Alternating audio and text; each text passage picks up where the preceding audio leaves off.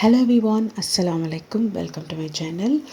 இந்த விலாக் ரொம்ப லாங்லாம் கிடையாது, ரொம்ப ஸ்மால் விலாக் தான். ஐ ஹோப் இந்த விலாக் உங்களுக்கு பிடிக்கும்னு நினைக்கிறேன்.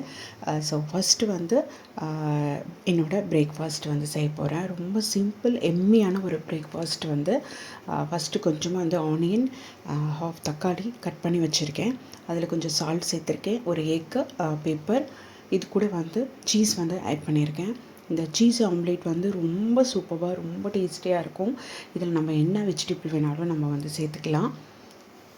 அன்றைக்கி வந்து வெங்காயம், தக்காளி அது மட்டும்தான் இருந்தது. இதில் வந்து கேப்சிகம், அப்புறம் வந்து பாலக் இருக்கு இல்லையா, ஸ்பினாச் கீரை, அது கூட நம்ம சேர்த்துக்கலாம். ரொம்ப ஹெல்த்தியாக இருக்கும். ஸோ இதெல்லாம் சேர்த்து நார்மல் நம்ம ஆம்லேட் போடுவோம் இல்லையா, அதே தான், ஒன்றும் பெரிய விஷயம்லாம் இல்லை. நார்மல் ஆம்லேட் மாதிரி போட்டு எடுத்துகிட்டு அதுக்கப்புறம் வந்து இது கூட வந்து ஏதாவது தொட்டு சாப்பிட்ணும் இல்லையா.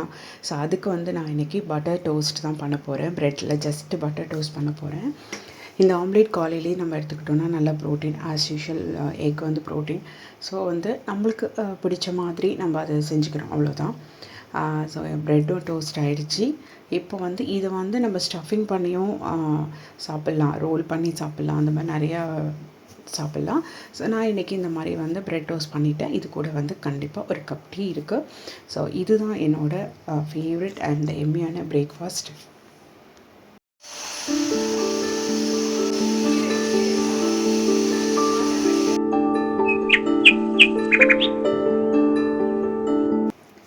பிரேக்ஃபாஸ்ட் முடிச்சோன்னே கொஞ்சமாக க்ளீனிங் ஒர்க் இருந்தது, அதையும் முடிச்சுட்டு லன்ச் ப்ரிப்பேர் பண்ண ஆரம்பிச்சிட்டேன். லன்ச்சுக்கு வந்து இன்றைக்கி மீன் குழம்பு பண்ண போகிறேன்.